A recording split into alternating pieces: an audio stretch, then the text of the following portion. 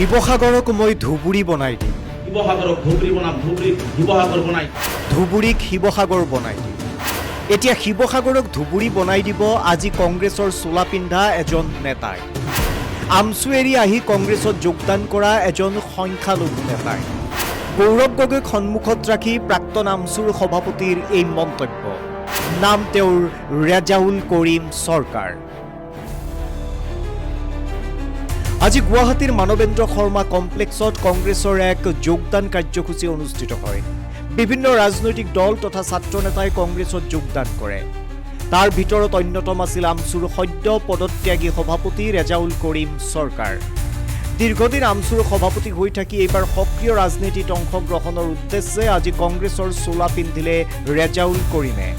কংগ্ৰেছৰ বসন পিন্ধাই দললৈ আদৰণি জনালে প্ৰদেশ কংগ্ৰেছৰ সভাপতি গৌৰৱ গগৈয়ে।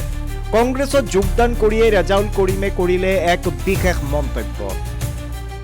গৌৰৱ গগৈৰ সন্মুখতে ৰেজাউল কৰিমে ক'লে, শিৱসাগৰক ধুবুৰী বনাম, শিৱসাগৰ বনাই বৰাকক শিৱসাগৰ বনাই তিনিচুকীয়াক ধুবুৰী বনাই।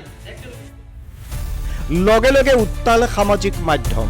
ঐতিহ্যমণ্ডিত শিৱসাগৰক ধুবুৰী বনাই দিম বুলি কোৱা কথাষাৰত এতিয়া জাঙুৰ খাই উঠিছে বিভিন্ন দল সংগঠন। উভতি ধৰিছে ৰেজাউল কৰিমক।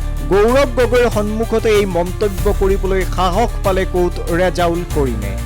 ৰেজাউল কৰিম চৰকাৰৰ বাপেকৰ সম্পত্তি নহয় উজনি অসম। আৰু এই কথাত যদি অতি শীঘ্ৰে মাফ নোখোজে ৰেজাউল কৰিম চৰকাৰে, তেতিয়াহ'লে বিল আছে থানা ষ্টাইলত ব্যৱস্থা ল'ব। শিৱসাগৰখন ধুবুৰী বনাব, তাৰ বাপেকৰ শিৱসাগৰ নি? এই কথা পতাবোৰ নচলিব। কাক ধমকি দিছে সি? এইফালে আমাৰ খিলঞ্জীয়া মানুহবিলাক এনেই জীয়াই আছো আমি।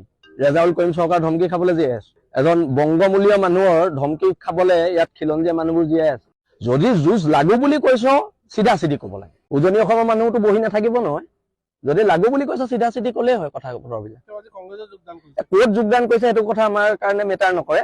কিন্তু যদি কোনোবা ৰাজনৈতিক দলৰ সভাত কৈছে, সেই ৰাজনৈতিক দলটোৱে ৰাজহুৱাভাৱে ক্ষমা খুজিব লাগিব, তেওঁক বহিষ্কাৰ কৰিব লাগিব, নহ'লেতো এইটো এখন বেলেগ হ'ব। আৰু ঐ ৰেজাউল কৰিম চৰকাৰ জধামূৰ্খ, তোক আমি অসমীয়া যুৱ মঞ্চৰ ফালৰ পৰা স্পষ্ট ভাষাৰে তোক ক'ব বিচাৰিছোঁ যে তই শিৱসাগৰৰ কথা চিন্তা কৰিব নালাগে, তই তিনিচুকীয়া কথাও চিন্তা কৰিব নালাগে।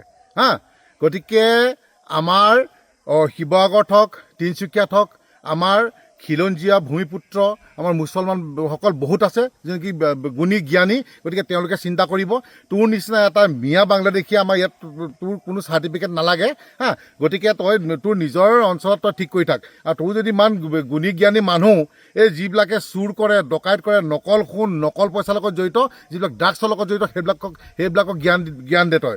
আমাক শিৱসাগৰখন ধুবুৰী বনাম, তিনিচুকীয়াখন ধুবুৰী বনাম, সেইবোৰ সপোন পাহৰি যা।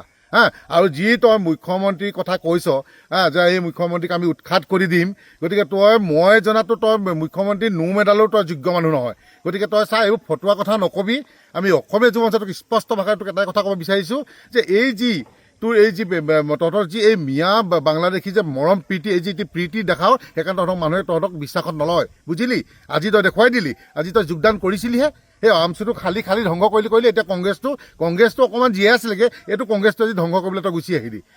গতিকে আমি গৌৰৱ গগৈ ডাঙৰীয়া তাত উপস্থিত আছে। আৰু গৌৰৱ গগৈ ডাঙৰীয়া উপস্থিত থকা অৱস্থাত এনেকুৱা ধৰণৰ বাক্য কিন্তু আমি অসমৰ জনগণে কিন্তু কেতিয়াও আশা কৰা নাছিলোঁ। গতিকে সেনাপতি, এইবাৰ যিজন সেনাপতি গৌৰৱ গগৈ ডাঙৰীয়াই লৈছে, একদম আৰু কোনো কথাই নাই। একদম আপোনাক 15 বছৰমান একদম চৰকাৰ আনি দিব এইবাৰ গগৈ ডাঙৰীয়া। গতিকে আমি আশা কৰিছোঁ যে গৌৰৱ গগৈ ডাঙৰীয়া এটা কিজানি নতুন প্ৰজন্মক লৈ এটা বেলেগ চিন্তাধাৰা কৰিব, অকণমান আগবাঢ়ি যাব। কিন্তু এটা যিটো চিন্তাধাৰা, যিজন আপুনি সেনাপতিক ল'লে যে আমাৰ শিৱসাগৰখন তেখেতে কি কৰি দিব, ধুবুৰী বনাব, এইটো ঠেংগা। গতিকে এটাই কথা কৈ দিছোঁ, অতি শীঘ্ৰে যদি গৌৰৱ গগৈ ডাঙৰীয়াই হওক বা এই চৰকাৰে হওক, এইটো আমাৰ কি চৰকাৰ, এইটো আমচুপাক যোৱা এইটো খেদাখনো, অতি শীঘ্ৰে যদি মাফ খুজি স্পষ্টীকৰণ নিদিয়ে কিন্তু কথা ভাল নহ'ব। গতিকে আমাক ধুবুৰী বনাব নালাগে ভাই, আমি নিজে বনাম। আমাৰ শিৱসাগৰ যি সপোন আছে, যি লক্ষ্য আছে, আমি নিজে যি উদ্দেশ্য আছে আমি নিজে কৰিম, বা আমাৰ চৰকাৰ আছে কৰিব, বা আমাৰ সন্মানীয় বিধায়ক ডাঙৰী আছে তেওঁলোকে কৰিব। কিন্তু তুমি চিন্তা কৰিব নালাগে আমাৰ কথা। গতিকে আমাক এটাই কথা আমি তোমাক ক'ব বিচাৰিছোঁ যে তুমি অতি শীঘ্ৰে মাফ খোজা, অন্যথা কিন্তু তোমাক এৰি নিদিম, চিধা কথা, স্পষ্ট কথা।